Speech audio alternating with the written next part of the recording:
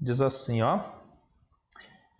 Tenho 57 anos, sou divorciada, tenho 2 filhos do primeiro casamento. Há 25 anos vivo com outra pessoa, 9 anos mais jovem do que eu. Sempre foi um relacionamento muito atribulado. Sofri muito no início, não tive filhos com ele. Porém, sempre suportei muita coisa por ele ser uma pessoa que sempre me ajudou bastante. E sempre foi um ótimo pai para os meus filhos. Na verdade, bem melhor que o pai biológico, que é alcoólatra e muito envolvido em coisas erradas. Na época do divórcio, não tinha conhecimento da verdade e sempre achei que o divórcio foi a melhor solução. Hoje sou cristã, leio a Bíblia e descobri sozinha as passagens onde Jesus condena o segundo casamento. E não tive mais paz. Apesar do meu líder religioso falar que Deus não leva em conta o que fizemos no tempo da ignorância. Porém, de acordo com o que entendi nas leituras bíblicas, não estou muito certa do que pregam as igrejas em relação ao segundo casamento. Eles me aconselham a casar e assim poder ser batizada. Me batizar é o que eu mais quero, mas não sinto apta por pensar em viver em adultério. Meu companheiro já faz uns 2 anos que não me procura sexualmente, também não existe evidências que ele tenha namorada fora de casa. Ele é calado, não conversa a respeito e quando eu procuro para conversar com ele, ele se irrita e me deixa falando sozinho. Dormimos separados e ele não tem nenhuma demonstração de carinho comigo. Porém, está sempre pronto para ajudar a mim e aos meus filhos em qualquer situação. Quando fala em separação, ele fica muito triste e diz que depois de tudo que passamos, quero deixá-lo sozinho. Minha filha, que ele criou, o chama de pai e o ama muito. Diz que já estamos ficando velhos, que não devemos nos separar. Meu primeiro esposo não casou, pois todas as mulheres que arranjou deixava ele pouco tempo depois. Continua alcoólatra e mal pode trabalhar para o seu sustento. Já tive vontade de me batizar a si mesmo, já que não tenho nenhum contato sexual com meu marido. Porém, tenho muitas dúvidas. A igreja quer a certidão do cartório para realizar o casamento. O que devo fazer? Como agir? Eu tenho muito medo de morrer sem um batismo, já que sei da sua importância para a nossa salvação. Por favor, me ajudem. Não sei o que devo fazer. Família, que situação, hein? Vocês conseguiram ler todo o e-mail junto comigo? Conseguiram? Esses e-mails, nós apenas copiamos o texto e colocamos lá, tá, família? Nós não fazemos correções, não fazemos alterações, nem gramática, ortografia, nada nós mexemos, tá? Apenas retiramos o nome, caso tenha o nome de alguém envolvido ali. Então vamos lá. Bravo que você falou tanta coisa, né? Agora a gente precisa alinhar esse pensamento do que nós vamos tratar aqui. Primeira coisa que eu acho importante destacar é que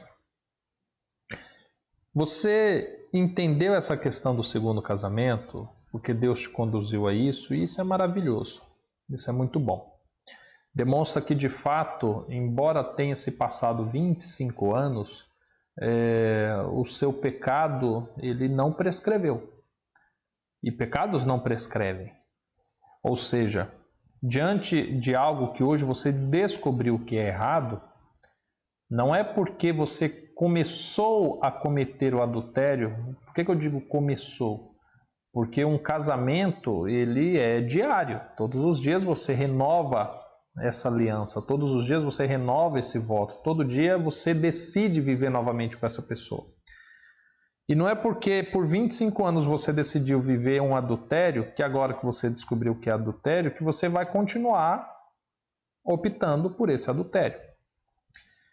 Então, diante disso, eu diria para você que a melhor coisa que se tem a fazer é se separar e seguir a sua vida sozinha.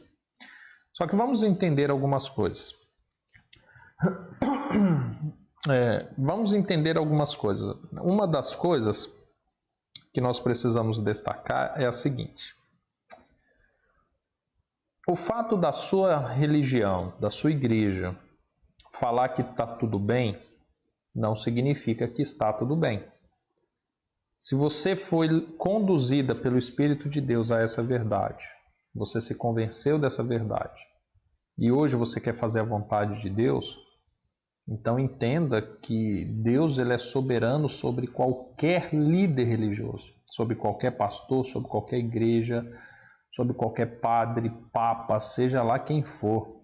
Deus é soberano e a sua palavra é soberana. Então, entre aquilo que você tem convicção da Bíblia e entre aquilo que a sua igreja prega, eu vou te aconselhar a seguir o que a Bíblia prega, tá? Essa é a primeira situação. E embora muitos tentam relativizar ou minimizar determinadas coisas, Cristo diz assim que todo aquele que nele crê e for batizado será salvo. O batismo é como se fosse você receber um passaporte para entrar no reino dos céus. É um processo que Deus utiliza, que envolve o mundo espiritual e o mundo físico, que nós pouco compreendemos. É bem verdade que na Bíblia nós temos relato, principalmente do ladrão na cruz, que Jesus garante que ele estaria com ele no reino dos céus. E aí muitos dizem assim, o ladrão da cruz ele não foi batizado. Ok? Só que presta atenção, quem garante que não foi? Quem garante que na cruz ele não estava apenas reforçando a sua crença? Quem garante que na cruz ele não estava apenas reforçando uma decisão já tomada antes? Sim, porque ele não foi crucificado em flagrante, ou seja, ele não cometeu um crime e de repente ele já foi crucificado. Não. A Bíblia deixa bem claro que aquela cerimônia de crucifixão que estava acontecendo ali, ela era pré-agendada. Era uma cerimônia especial. Os presos que seriam crucificados, eles seriam escolhidos. Já eram presos que estavam ali há algum tempo. Lembra-se de Barrabás, por exemplo? Ou seja, é possível que tal homem possa ter sido batizado antes disso. Você está entendendo? Você lembra de Paulo pregando nas prisões? Então o evangelho chega aos que estão cativos. Mas eu não quero aqui levantar essas questões, né? Mas foi, não foi? Eu só estou dizendo que as mesmas pessoas que dizem assim, não precisa de batismo por causa do ladrão da cruz. Ok, mas se você for analisar, você vai ver que a mesma faca que corta para um lado, ela corta para o outro. Da mesma forma que diz, olha, não precisa de batismo por causa do ladrão da cruz.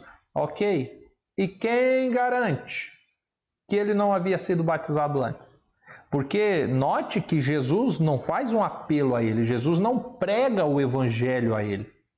Pelo contrário, ele que simplesmente testifica da sua fé.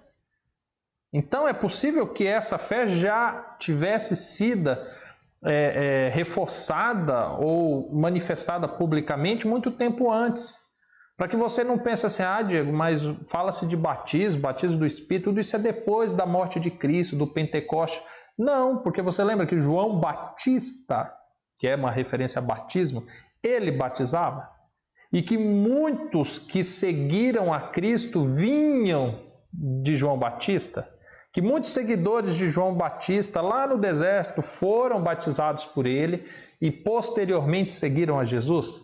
Lembra de uma discussão que teve em relação ao batismo em um determinado momento? Justamente daqueles que foram batizados por João Batista e depois do batismo dos discípulos. Lembra? Então assim, nós afirmarmos que o ladrão da cruz obteve a salvação sem um batismo é uma pretensão limitada. Assim como eu afirmar para você que ele foi batizado antes, Também é uma pretensão, porque o texto não me dá fundamento suficiente nem para crer para um lado, nem para o outro. Mas o que eu posso garantir para você é que eu enxergo uma inclinação muito maior a alguém que certamente já havia sido batizado em algum outro momento, porque ele não responde a nenhum apelo, pelo contrário, ele simplesmente manifesta aquilo que ele já estava acreditando, tá? Então, assim, é importante que você se batize. Mas agora vamos entender a política que existe nos dias de hoje em torno do batismo. Se você for ler o livro de Atos, quando você tem a narrativa, por exemplo, de Filipe e o etíope, né? O eunuco etíope, o que você tem ali de narrativa? Você tem um homem, né? O eunuco é um homem de poder e ele está lendo ali o profeta Isaías e de repente o Espírito Santo manda Filipe até lá e Filipe instrui a respeito dele e em um determinado momento Filipe faz o apelo a ele de que ele deveria ser batizado caso ele cresce em Jesus. E ele diz que cria, eles pararam a carruagem, desceu, foi batizado e Filipe foi teletransportado para outro lugar.